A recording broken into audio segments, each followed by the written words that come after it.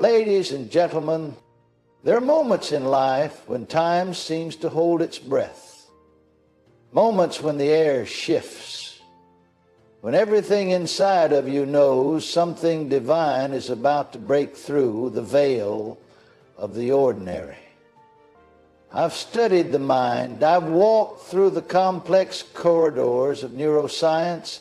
I've seen how the electrical impulses of the brain fire off in patterns of thought, of fear, of joy, and yes, of spiritual awakening. I've examined how trauma embeds itself in the tissues of the body, how the subconscious can rehearse pain for decades without the person ever realizing it. But even with all that science, even with all those facts and figures, nothing could have prepared me for what happened when God showed me what will occur exactly 1 minute before the rapture. It didn't come with thunder. It didn't come with lightning.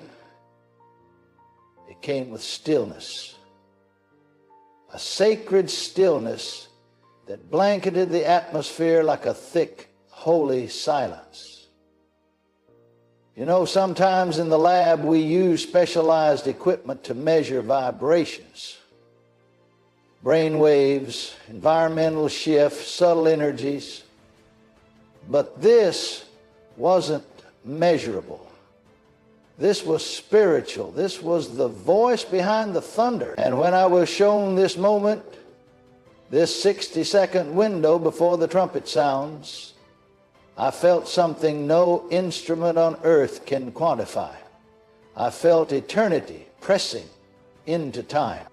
1 minute, 60 seconds, that's all. But in that time, every soul will know, not just suspect, not just wonder, they will know. And not in the way you know when a storm is coming by the smell of the rain, or when a child is lying by the twitch of an eye. No, this knowing comes from the soul. It bypasses intellect. It bypasses logic. It is deeper than memory. It is a recognition from before the foundation of the world, an ancient call within every person that will awaken with fierce clarity in that final moment. I want you to understand that this is not fiction. This is an allegory. As someone who has spent decades studying what makes us human, from synaptic connections to spiritual inclinations, I can tell you with conviction, there is more to us than flesh. There is more to us than emotion, more to us than reason. There is eternity written in our being. Ecclesiastes 3:11 says, He has set eternity in the human heart. And I assure you that eternity will awaken before the rapture. Let me take you to what I saw, not with my physical eyes, but with the eyes of my spirit, opened wide by the Spirit of God in a moment of unspeakable encounter. I was not asleep. I was not hallucinating. I was fully conscious, fully aware. I was in my study, poring over a medical journal, when I suddenly felt what I can only describe as a wind that wasn't wind, a sound that wasn't sound, a weightless heaviness that saturated the room. I dropped the journal, I fell to my knees, and then, in a way only God can do, I was carried into a realm where time is visible, where you can see seconds like beads on a string, each one vibrating with potential, like they're waiting to be plucked. And I was shown that 1 minute, the final minute before the Lord returns for His own. In that minute, all across the earth, something begins to stir in people. Their bodies feel it first, even those who don't believe, even those who mock the idea of Christ. They will suddenly feel their heart beat in a rhythm it's never known before. Not faster, not slower, just different. like their heartbeat has aligned with something they didn't realize they were part of. It's not fear. It's not panic. It's awe. People walking down streets will pause and look up without knowing why. A mother cooking in her kitchen will suddenly drop her spoon, tears springing to her eyes, though she doesn't know what's happening. A businessman in a meeting will suddenly excuse himself, clutching his chest, not from pain, but from overwhelming emotion. A child will stop playing and say to their parent, "Do you hear that?" But there will be no sound. Yet every soul will hear. It's not an external trumpet. Yet it's an internal call. We know from neuroscience that the human brain can detect subtle environmental cues even before the conscious mind registers them. But this is deeper. It's a soul-level anticipation. It's the deep calling unto deep. You've felt this in fragments all your life. That tug when you look at a sunset and your eyes well up for no reason.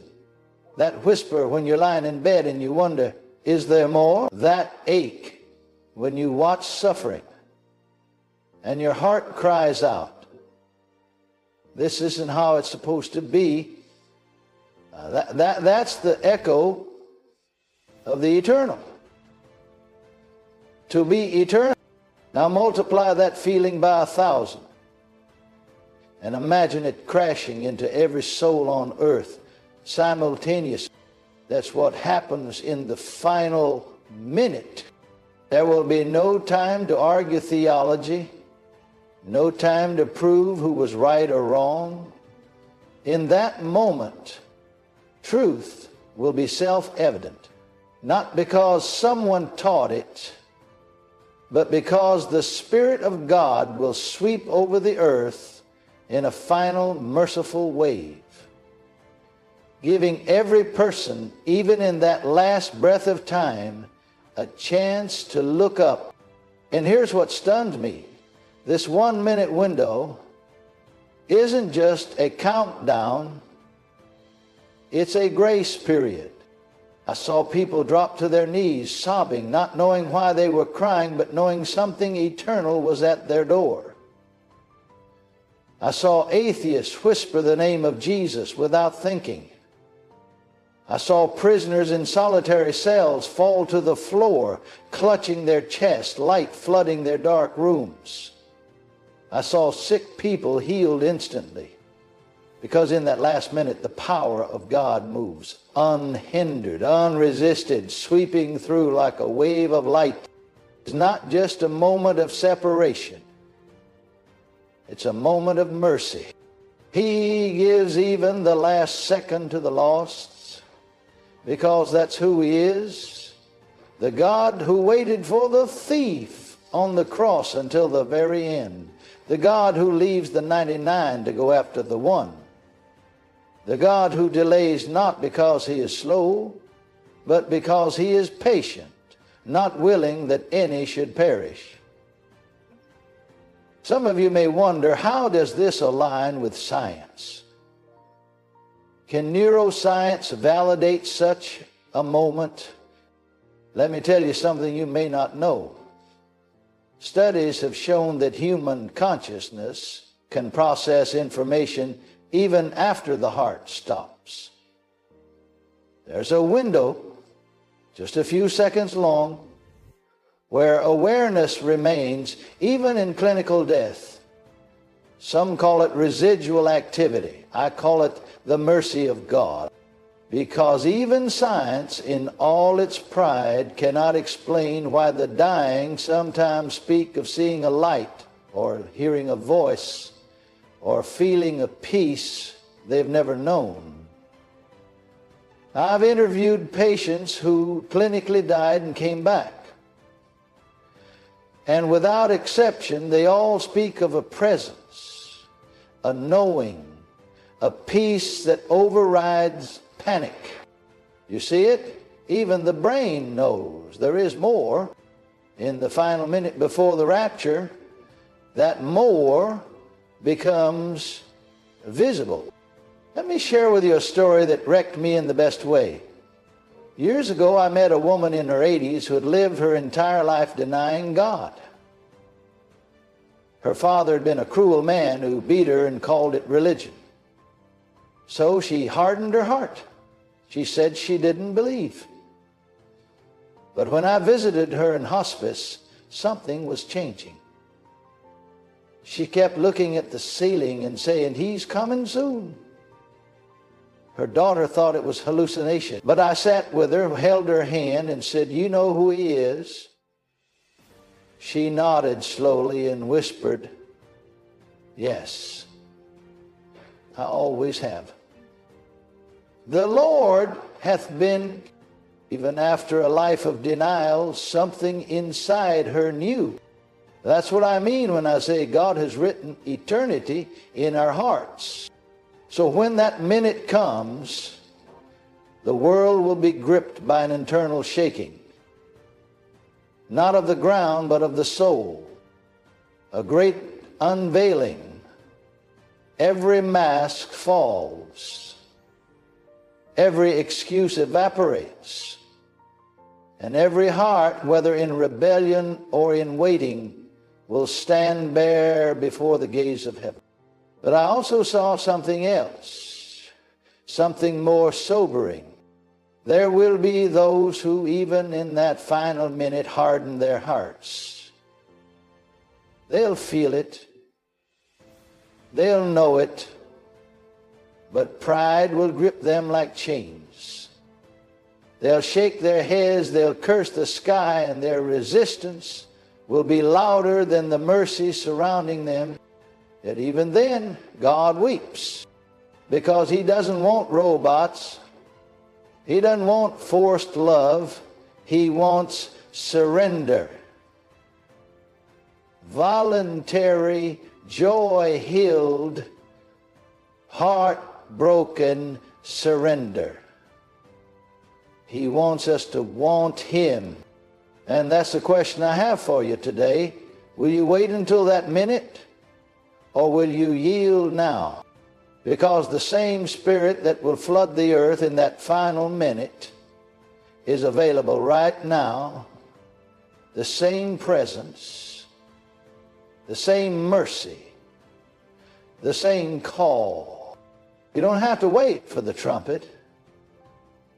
You don't have to wait until your chest burns and your knees buckle from the weight of eternity pressing in.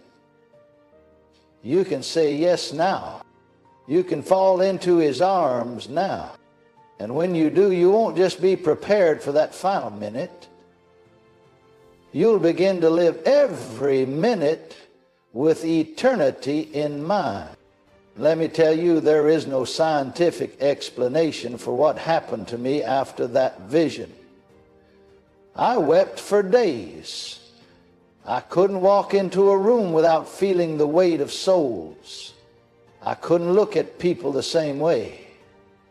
Because once you've seen what's coming, once you've tasted that moment of ultimate clarity, you can't unsee it. You can't unknow it. It changes how you speak, how you love, how you forgive, how you endure.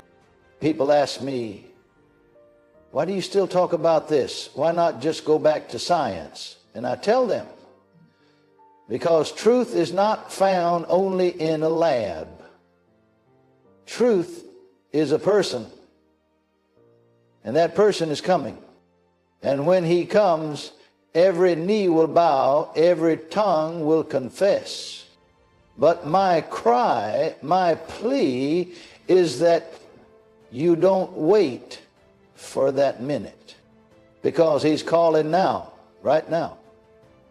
As you sit here listening, as your heart beats and your lungs draw breath, he's whispering your name.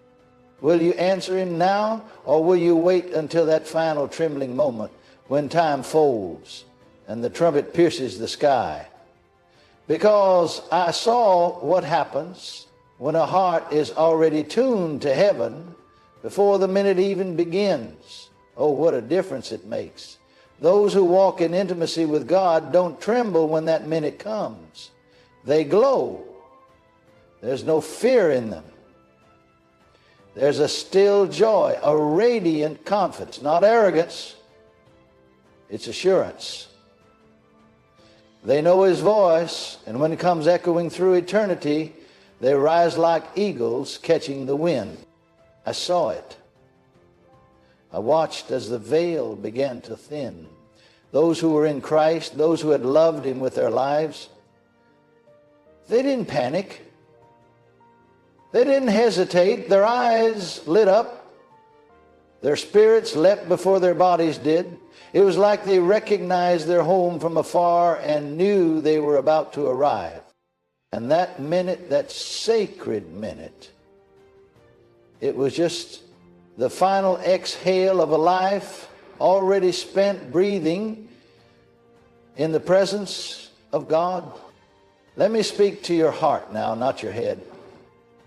You may have spent years trying to understand things logically. You may have argued doctrine, debated theology, doubted the reality of a loving God. You may have experienced betrayal in the church, pain in your family, confusion in your own mind. But listen, there comes a point where logic is not enough. There comes a moment where only truth can anchor you. And truth is not cold. Truth is not distant. Truth is alive. And His name is Jesus. I've met addicts who came into recovery rooms shaking with withdrawal, cursing the idea of God. But the moment they whispered His name, just once, something broke. Tears poured. The anger melted. And the man who once called himself unworthy was wrapped in the arms of mercy. I've seen terminal patients in the final moments of life lift their hands in peace because a nurse dared to pray with them in the name of Jesus. I've seen gang leaders surrender their lives because a child quoted John 3:16 to them on a street corner. You can't tell me this is coincidence. You can't convince me this is imagination. Because I've watched as the human soul, no matter how buried, remembers its maker. And so when I say that God showed me what happens 1 minute before the rapture, I'm not just sharing a story. I'm delivering an invitation, not just to believe, but to awaken. To awaken to the eternal reality that is already reaching for you. You see, time is not infinite. We treat it like it is, but it's not. Time is a gift wrapped in purpose. And that purpose is to lead us to a decision. We are not random. We are not accidental. We are souls on the edge of eternity, given the privilege of choice. And if you've been running from God, I want to tell you something straight and clear. He's not angry at you. He's not ashamed of you. He's not done with you. He knew you would question. He knew you would fall. But He also knew you would hear this message. And this moment right now may be your invitation home. That final minute is not just for panic. It's for redemption. But you don't have to wait until the sky splits. You don't have to wait for the world to crumble. You don't have to wait until your body is on a hospital bed or your heart is broken in two. You can come now. And when you do, you begin to live differently. The way you forgive will change. The way you speak to others will change. The way you handle suffering will change. Because suddenly you will know this life is not all there is. Let me share something personal. After that vision, I went into a quiet place. I shut off the noise, the notifications, the obligations, the distractions. I fasted, I prayed, I wept. And in that quiet place, I asked God why He showed me what He did. He answered in the softest whisper, because I want them to know how close I am. Ladies and gentlemen, He's close, not just in some cosmic way, not just in the theological sense. He's close to you. He's in the room where you cry at night. He's sitting beside you when you scroll endlessly to distract the ache in your chest. He's walking with you through the anxiety, through the cancer, through the divorce, through the betrayal, and He's calling, don't let your heart grow cold in a world that is trying to numb your spirit. Don't lose your soul in a culture that is fighting to entertain you into apathy. 1 minute before the rapture, all that noise will go silent. All that distraction will melt. And only one thing will matter. Do you know Him? Not do you know about Him, not do you attend church, not were you raised in a Christian family, but do you know His voice? Have you heard Him in your spirit? Have you walked with Him? Have you surrendered to Him? Because in that final minute, your spirit will rise to answer whatever has ruled your life. If pride has ruled you, you will answer to it. If bitterness has ruled you, it will drag you down. But if Jesus has ruled you, if His love has been your compass, then you will rise. And I saw it, I truly saw it. Those who rise don't just float. They ascend in glory. Their bodies shed sickness, their eyes shed tears, their hearts shed fear.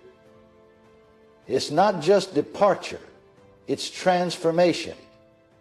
It's the promise fulfilled. I don't speak this to scare you, I speak this to prepare you. Because He is not far away, the trumpet is not myth, the cloud of witnesses is not metaphor, heaven is not poetic, it is real, and it's closer than you think. That's why the minute matters. That's why your decision matters. Because that minute is coming. It may be today, it may be tomorrow, it may be years from now, but it is certain, as sure as the sun rises, as sure as your heart beats, as sure as your soul longs for more, He is coming. And He's not coming to judge those who are His. He's coming to take them home. Will you be ready? I plead with you, not as a preacher, not as a scholar, not even as a man who's seen a vision, but as a fellow soul who once was lost and now is found. Come home. Let go of the excuses. Let go of the guilt. Let go of the shame. Let go of the pride. Say yes. Say it now. Say it while the door is still open, while the sky is still calm, while the trumpet is still waiting to sound, because when it does, when that final minute ends and eternity begins, you will not want to look back in regret. You'll want to rise. And I believe with all my heart, if you say yes now, you will. You'll rise. You'll shine. You'll be caught up in the clouds with the one who loved you before you ever breathed your first breath. And he'll look at you not with disappointment, not with judgment, but with joy. Pure, overwhelming joy. And he'll say, you heard me, you believed, you waited, and now you're home. And I promise you, in that moment, nothing else will matter. Nothing. Ladies and gentlemen, the time is near. The King is coming. Will you be ready? Because now's the minute before the minute. This moment, this breath you're taking right now is the mercy of God extended toward you. It is the minute before the minute. The invitation is still open. The Spirit is still moving. And His arms are still reaching. You see, when I came out of that vision, I couldn't go back to normal. I couldn't return to small thinking, to casual faith, to lukewarm worship, because once you've seen the eternal weight of that final minute, you begin to live every second with purpose, with urgency, with love. I remember walking into a hospital room shortly after to visit a man who was dying. He wasn't religious. He hadn't lived a righteous life. In fact, he'd told his family many times he didn't believe in anything. But when I walked into that room, I felt the presence of God so thick I could barely breathe. I took his hand, he looked into my eyes, and before I said a word, he whispered, "He's real." I nodded, tears in my eyes. "Yes," I said, "He's real, and He's here." That man gave his heart to Jesus with his final breaths. And I knew, as sure as I know anything, that he would rise when the trumpet sounded. It's never too late until it is. And this is what keeps me burning inside. Because I know we're so close. There's a tension in the Spirit right now that I can't explain fully in human language, but it's everywhere. It's in the strange weather, the global unrest, the way people feel something shifting even if they don't know what. The birth pains are intensifying, the signs are no longer subtle. And yet, even as the world grows darker, the light of Christ grows brighter in those who are His. And oh, how beautiful that light is. I've seen it in young people who have turned off their screens, gotten on their knees and begun crying out for the presence of God. I've seen it in elderly saints whose bodies are frail, but whose eyes blaze with fire when they pray. I've seen it in broken men and women who once thought they were too far gone, but who now lead others into healing. God is raising a remnant, a holy, burning, unwavering remnant. And they're not known by titles, platforms, or positions. They're known by their hunger for righteousness, their thirst for His voice, their longing for His return. And I believe with all my heart that if you're hearing these words, it's because you're part of that remnant. Don't let this pass you by. Don't fall asleep spiritually. Don't get distracted by the noise. Don't waste another day caught in cycles of sin, fear, or apathy. Time is short, eternity is long, and your soul is priceless.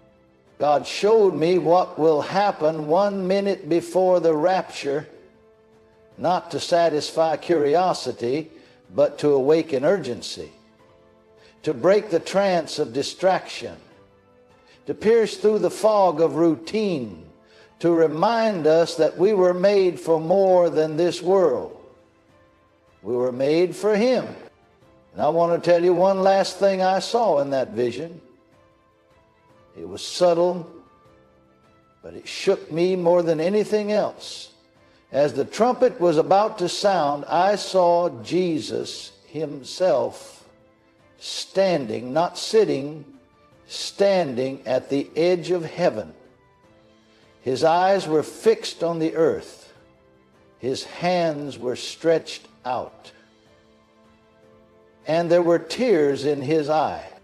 Not because He was uncertain, not because He was afraid, but because He knew some would come and some would not.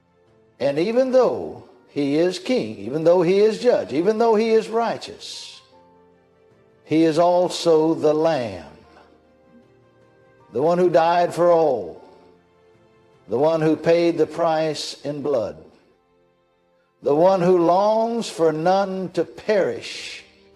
And in that final moment, His heart still burns with love for the ones who haven't yet answered.